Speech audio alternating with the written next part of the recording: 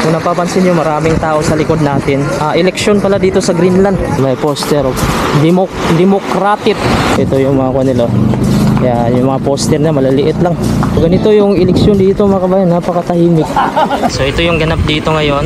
Ngayon kasi mga kabayan, nakasagap ako ng balita na hinuli nga si Rodrigo Duterte, no, yung president natin dati. Kasi mga sa 20 years na ata ako mga kabayan, hindi na ako bumuboto. Feel ko kasi wala din namang nangyayari sa Pilipinas. Dati po ako nagtatrabaho sa Davao City, pero taga North Cotabato ako. So alam ko yan mga kabayan, yung sa Davao pa ako na mayroon talaga yung patayan dyan. Hindi ako pabor sa mga ganyan, mga killing mga kabayan. Kasi tara, samahan nyo ako mga kabayan, papakita ko sa inyo dito kung paano sila dito mag-eleksyon. At makikita nyo dito yung mga poster mga kabayan. Dahil sa ngayon dito ngayon mga kabayan ay eleksyon pala dito sa Greenland. So ipapakita ko sa inyo dito kung ano na yung nangyayari. Doon sila bumuboto mga kabayan, oh. Tara, puntahan natin at para mayroon kayong ideya mga kabayan kung paano nga ba yung eleksyon dito. At papakita ko sa inyo yung poster. Medyo madulas lang yung kalsada dito dahil tagtunaw ngayon mga kabayan, ano? Yellow na kasi ito, oh. Ayan. Tapos ang temperature natin mga kabayan sa 2 degrees Celsius, kaya medyo warm siya para sa amin. Pag nag-minus kasi dito mga kabayan, negative, ay yun yung pinakamalamig dito. Napakasakit sa kamay yun. Pag nag 0 degrees, ang mangyayari yan, yung mga snow na ito mga kabayan, natutunaw siya, magtutubig. Ayan. So ipapakita ko sa inyo. Ay, may mga poster sila dito mga kabayan, oh. Ayan, oh. Ayan, may poster of Democratic. Yung tawag nila mga kabayan, Democratic. Tapos ito naman, si Tarnot. So mga partilist ata yung mga kabayan. So punta tayo doon, oh. Ito yung mga tao dito, mayroon ng umuwi, ang iba papunta pa lang. So ito yung mangyayari dito sa daanan natin, oh. Mayroong mga parang scramble na mga snow. So yan yung mga poster, oh. May poster din sila mga kabayan pero hindi naman malalaki. Parang may limit lang ata yung poster nila dito. So ngayon ko lang nga nalaman mga kabayan na eleksyon pala dito. Kasi nakita ko maraming tao. Sabi ng kasama ko, eleksyon daw, magbubutuhan din daw. Ayan. So samahan nyo ako at para makita nyo dito mga kabayan kung ano yung mga kaganapan. So punta tayo dun sa unahan. So napakaraming tao dito ngayon, oh, parang fiesta.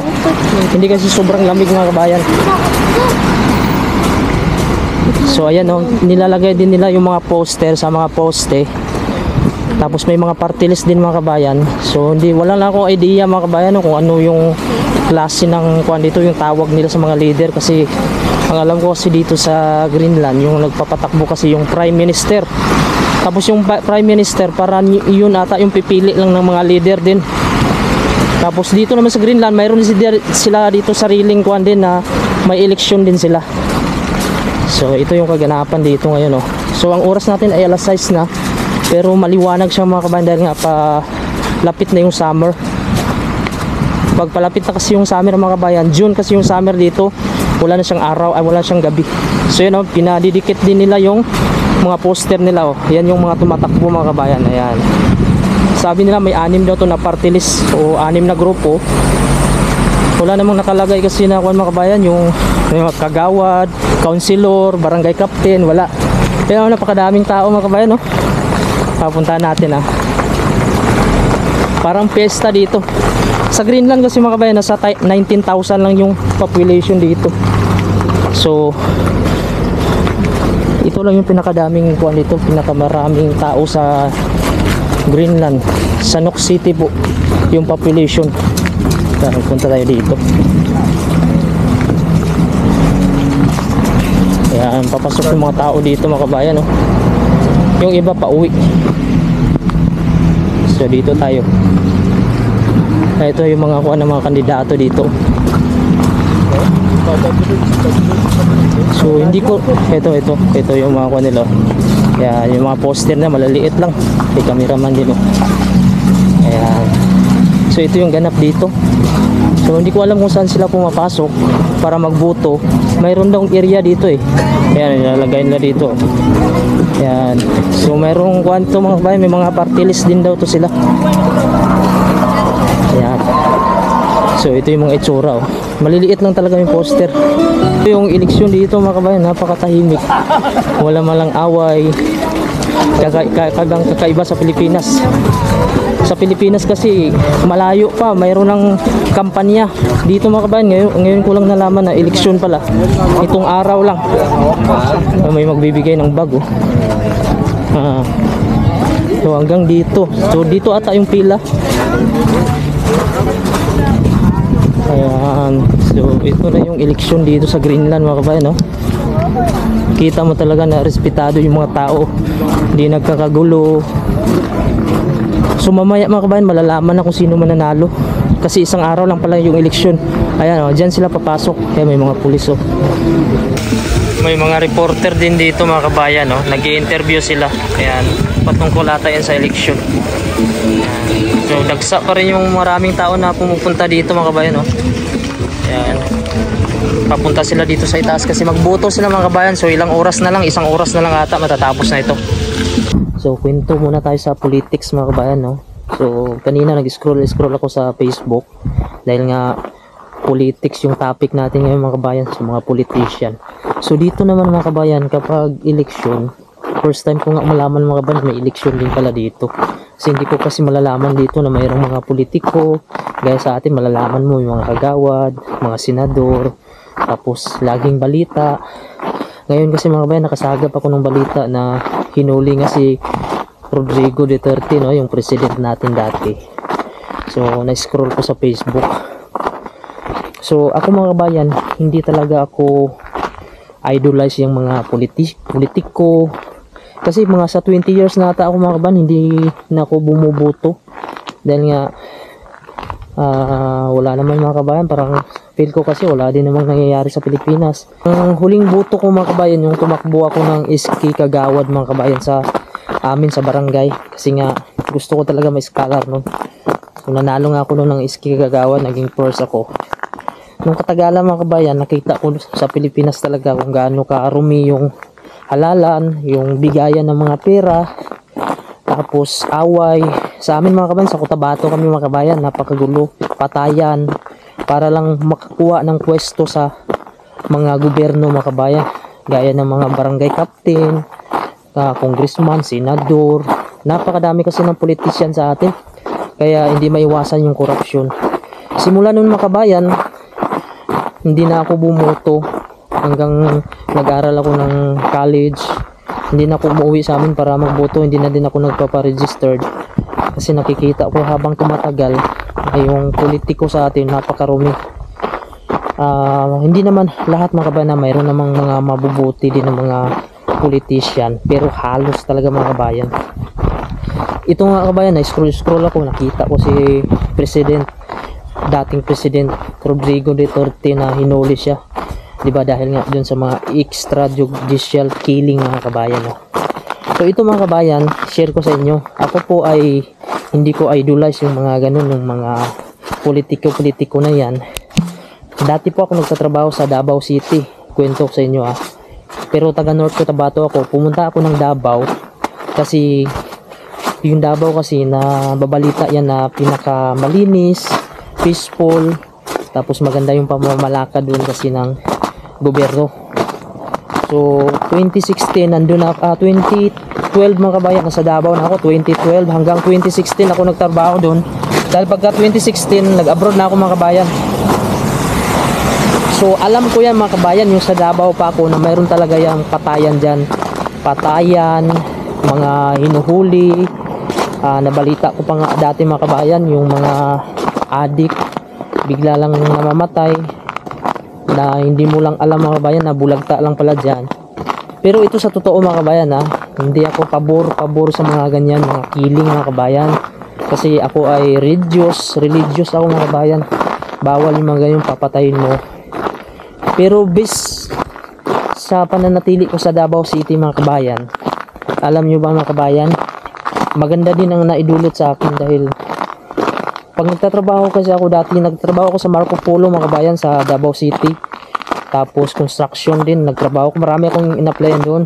minsan nakakauwi ako ng boarding house mga kabayan. Yung boarding house mga kabayan, squatter yun kasi murahin lang, nasa 800 pesos lang ata yung buwan. Pag pumapasok ako dun mga kabayan, napakaraming mga tao sa daanan ko, kanto pa yung mga kabayan ha.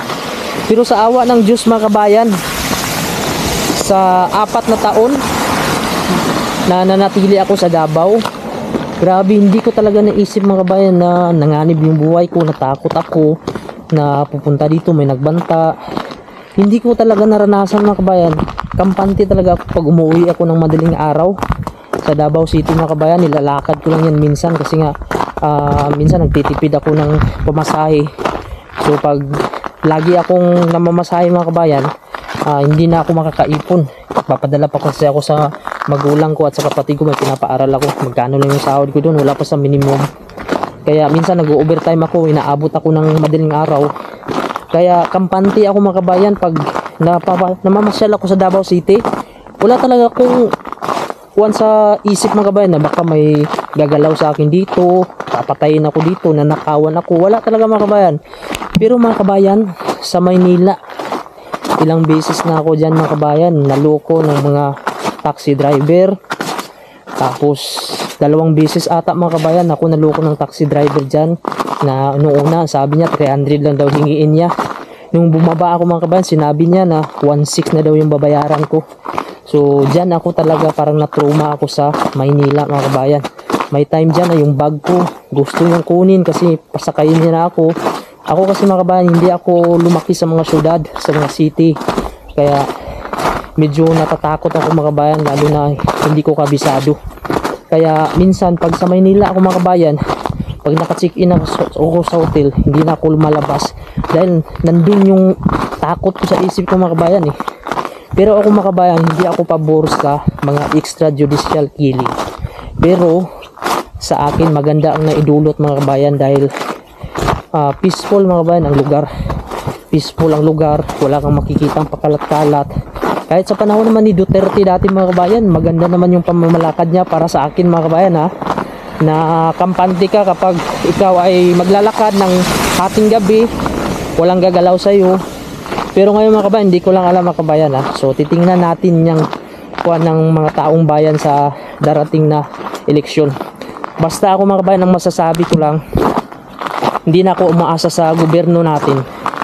Kaya nga nandito ako sa ibang bansa dahil pag umuwi ako ng Pilipinas mga kabayan, kung trabaho lang naman kabayan yung gagawin ko, mag-a-apply lang ako sa mga company, walang mangyayari sa akin dun. Trabaho ka lang ng minimum, walang mangyayari. Siguro pag uwi ako ng Pilipinas, mayroon akong negosyo, may malawak na lupain, may mapagkunan ka ng araw-araw na kabuhayan mo, hindi ka maubusan ng pera. Siguro uuwi ako mga kabayan. Pero pag uuwi ako para magtrabaho lang din doon lang minimum. Magtiis na lang ako dito mga kabayan kahit malayo sa pamilya ko. Mabigyan ko pa ng magandang kinabukasan yung pamilya ko.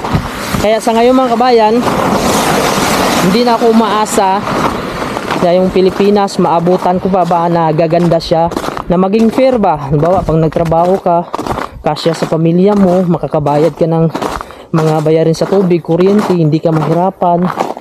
Wala eh. Grabe yung mga nakaupo sa atin eh. Hindi naawa na sa mga mahihirap. Yung mahirap mas lalong naghirap. Yung mayaman mas lalong yumayaman. Kaya ako mga kabayan, nakikita ko kay Duterte parang wala namang silang napatunayan na nagnakaw talaga. Yun lang talaga yung ini-issue nila ngayon, yung extrajudicial killing. Kasi meron naman talagang inaamin si Duterte na may pinatay siya. Kaya yun talaga yung hinanapan nila ng butas. Ako mga kabayan, hindi ako nagbubuto. Hindi ako bumuto dyan kay Duterte kasi matagal na akong hindi naka-registered. Kasi ayaw kong bumuto sa mga politiko. Pero pag ganyan siguro na mga leader mga kabayan kay Duterte, masasabi ko siguro na mayroong magbabago.